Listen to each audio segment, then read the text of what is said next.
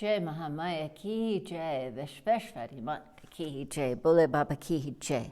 We'll go on with chapter 3 from book 10 of the Srimad Devi Bhagavatam. Sutta said, O Rishi, thus advising the Devarsi, the great Yani and Muni, going wherever he likes, went to Brahmaloka. After the Muniji had gone, the Vidya became immersed in great anxiety and becoming always very sorrowful, could not get peace.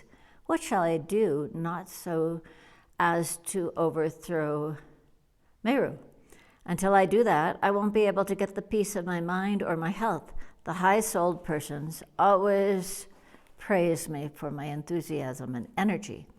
Fie to my energy, honor, fame, and family. Fie to my strength and heroism, O Rishi. With all these cogitations in his mind, Vidya came finally to this crooked conclusion. Daily the sun, stars, planets circumambulate around Sumeru. Hence Sumeru is always so arrogant. Now, if I can resist the sun's course in the heavens by my peaks, he will not be able to circumambulate around Sumeru. If I can do this, certainly I will be able to curb the Sumeru in his pride. Thus, coming to a conclusion, Vidya raised his arms that were the peaks high up to the heavens, and blocking the passage in the heavens remained so, and passed that night with great uneasiness and difficulty, thinking when the sun would rise and he would obstruct his passage. At last, when the morning broke out, all the quarters were clear. The sun, destroying the darkness, rose in Udayagiri. The sky looked clear with his eyes. The lotus, seeing him, blew out with joy, while the excellent white water lilies, at the bereavement of the moon, contracted their leaves and closed as if at the separation of one's lover, gone to a distant place. The people began to do their own work on the appearance of the day.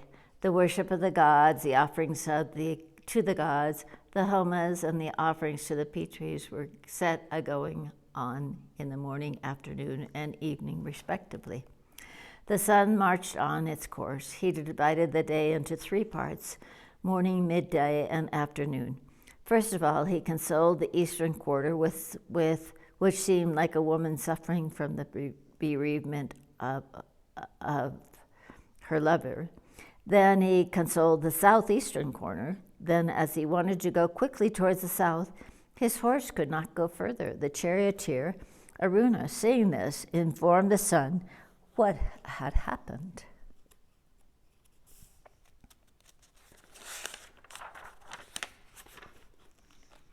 Aruna said, "The sun, oh sun, the Vidya has become very jealous of the Sumeru as you circumambulate around the Sumeru mountain daily.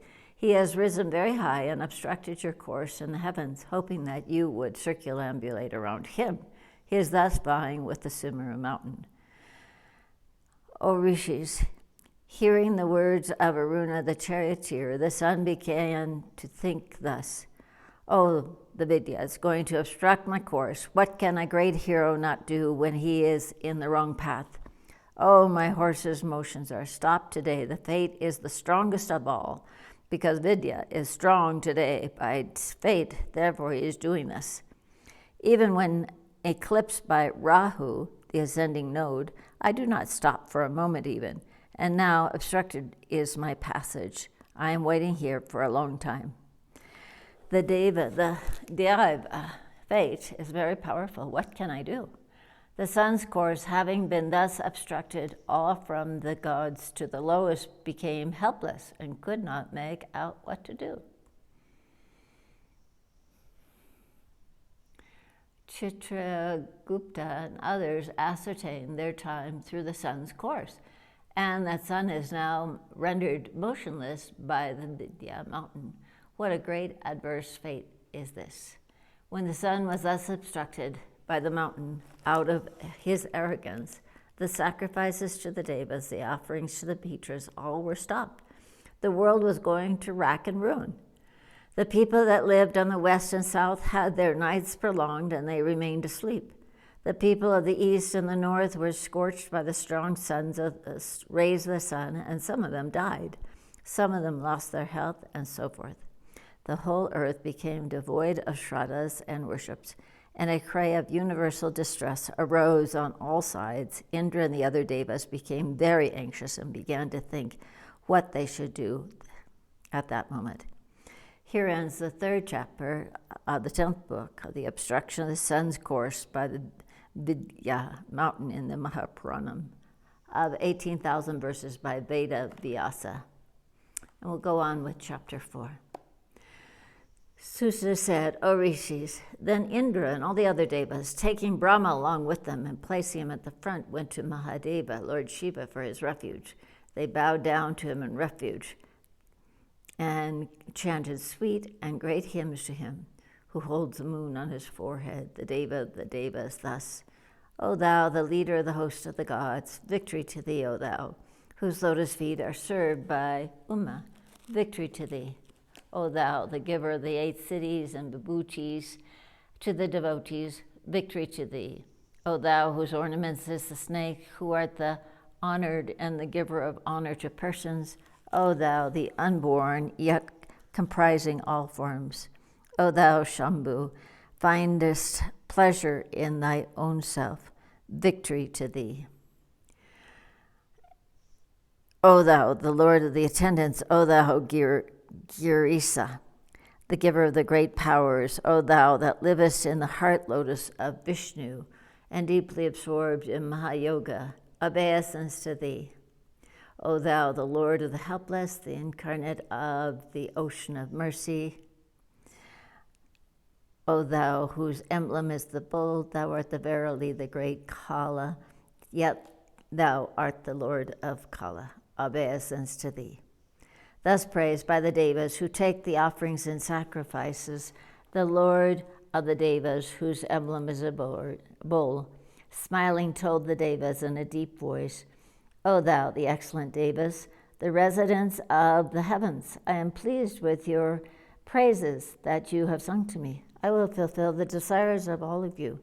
The Deva said, O Lord of all the Devas, O Girisa, O thou, whose forehead is adorned with the moon, O doer of good to the distress, O thou, the powerful, dost thou do good to us?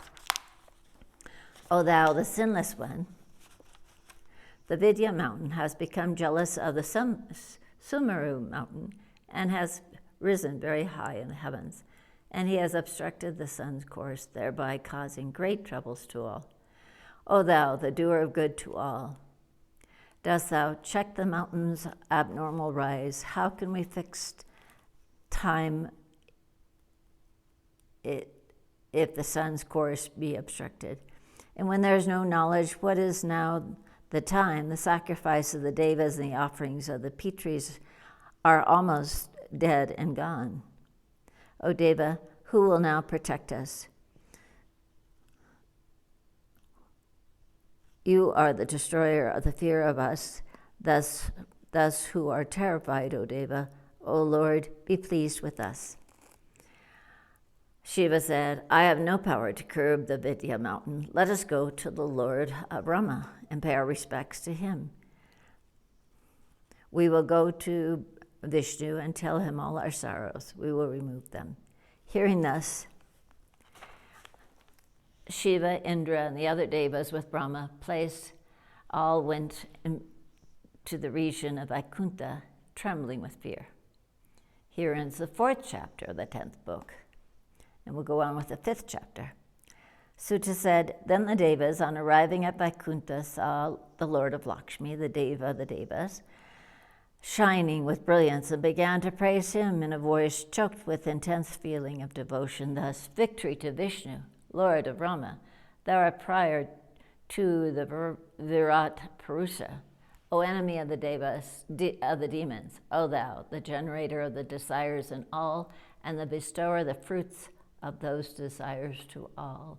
O thou didst assume the form of all kinds of different animals, the boar, as well as the half man, half lion, who tore asunder the demon, We bow down to thee, that in thy dwarf incarnation thou didst deceive us Bali, whose head got crazed by the acquisition of the kingdoms over the three lokas. We bow down to thee, that in the Purusarama incarnation didst slay Karta Dhiryanjuna, the thousand-headed, and the other wicked Kasatras, obeisance to thee. We bow down to the Buddha incarnation, that great Deva who didst come down here to put a stop to the slaughtering of the innocent animals. And we bow down to the great powers and valor that is the Rama incarnation as the son of Darshanta, and didst cut off the heads of the wicked Rakshasa.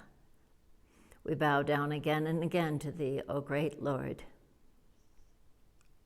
In thy Krishna incarnation didst deliver the earth from the clutches of the wicked king Duryodhana, Kamsa, and others, and didst establish the religion by removing then prevailing vicious ideas.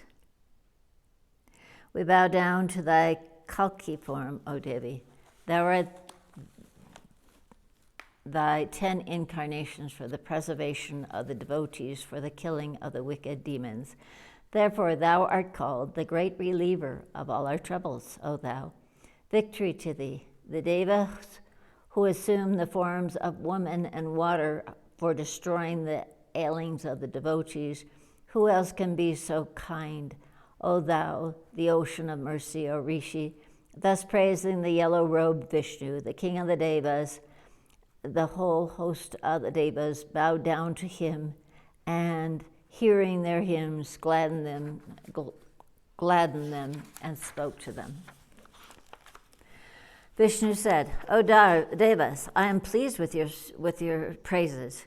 You need not be sorrowful. I will remove all your troubles that have become unbearable to you. O Devas, I am very glad to hear the praises that you have offered me. Better ask boons for me. I will grant them. Any person who rises early in the morning and recites with devotion the stotras sung by you will never experience any sorrows.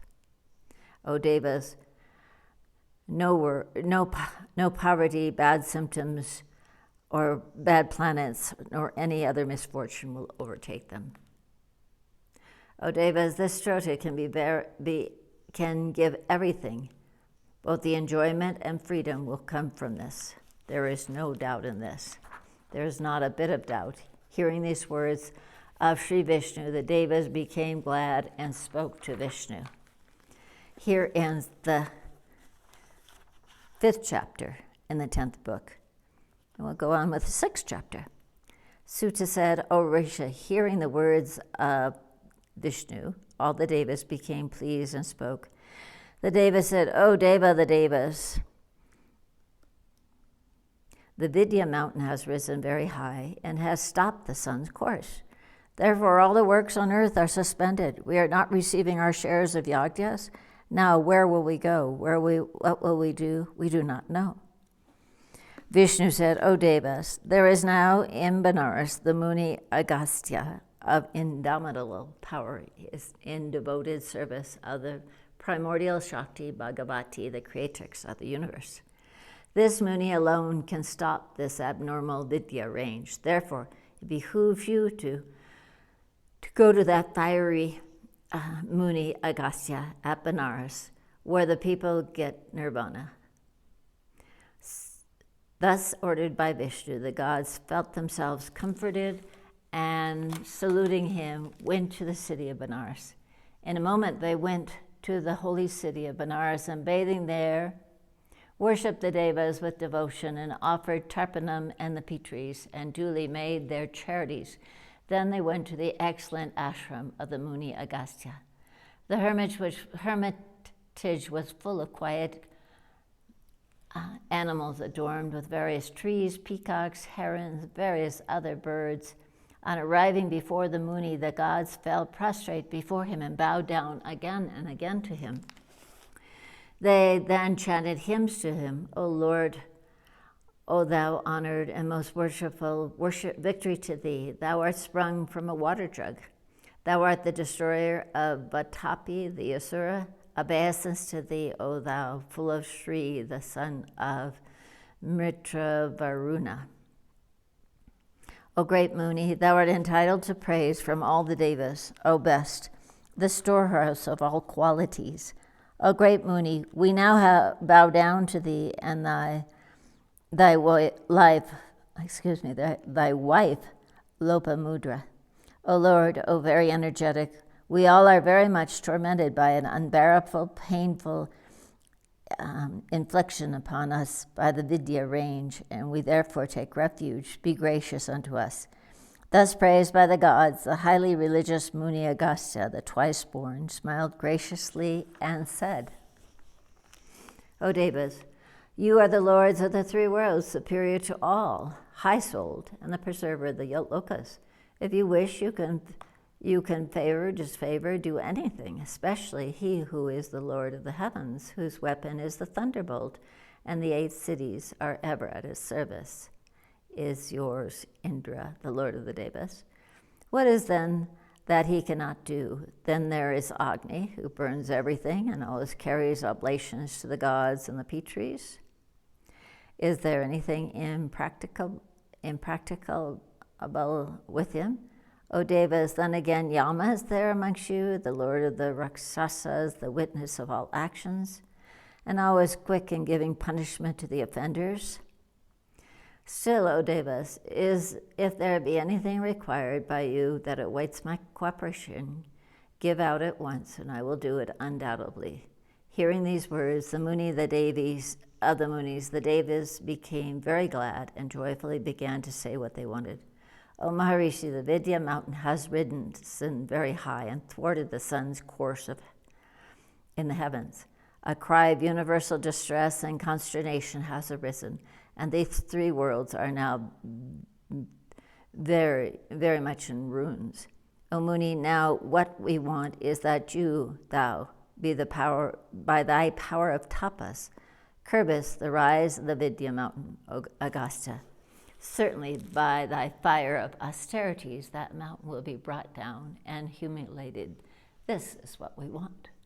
Here ends the 6th chapter of Book 10 of the Srimad Devi Bhagavatam, and we will go on with one more chapter, chapter 8. Sutta said, hearing the words of the Devas, Agastya, the best of the Brahmins, promised that he would carry out their works. O Rishi, all the Devas became very glad when the Muni promised thus. They then bade goodbye to him and went back gladly to their abodes. The Muni then spoke to his wife thus, O daughter of the king, the Vidya mountains has baffled the progress of the sun's course and has thus caused a great mischief. What the Munis, the seers of truth, said before referring to Kasi, all are now coming to my mind when I am thinking why this disturbance has overtaken me. They say that various hindrances would come at me at every step. Who is a sadhu intending to settle at Kasi? Let him who wants mukti never quit Kasi, this place in any case. But oh dear, today I have got one hindrance during my stay at Kashi. Thus talking very much regret on various subjects with his wife, the Muni bathed in the special water, saw the Lord Vishveshvara worshipped Dandapani, and went to the Kala Bhairava. He said in the following terms, O mighty armed Kalbhairav, thou destroyest the fear of the Bhaktas, thou art the god of all the Kashi city. Then why art thou driving me away from this special city, O Lord? Thou removest all the obstacles of the devotees, thou preserve them. Then why art thou removing me from here? Never I blamed others, nor did I practice any hypocrisy with any person, nor did I lie. Then under what sin thou art driving me away from this sacred place called Kashi? O Rishi, thus praying to the Kalbhairav, the Muni Agastya, born of water jar, and the husband of Lopamudra, went to Saksi Ganesha, the destroyer of all evils, and seeing and worshipping him, went out of Kashi and proceeded to the south. The Muni, the ocean of great fortune, left Kashi, but he became very much distressed to leave it, and he remembered it always. He began to march with his wife. As if riding on his car of ascension, he arrived at the Vidya mountain in the twinkling of an eye, and saw that the mountain had risen very high, obstructing the passage of the sun in the heavens.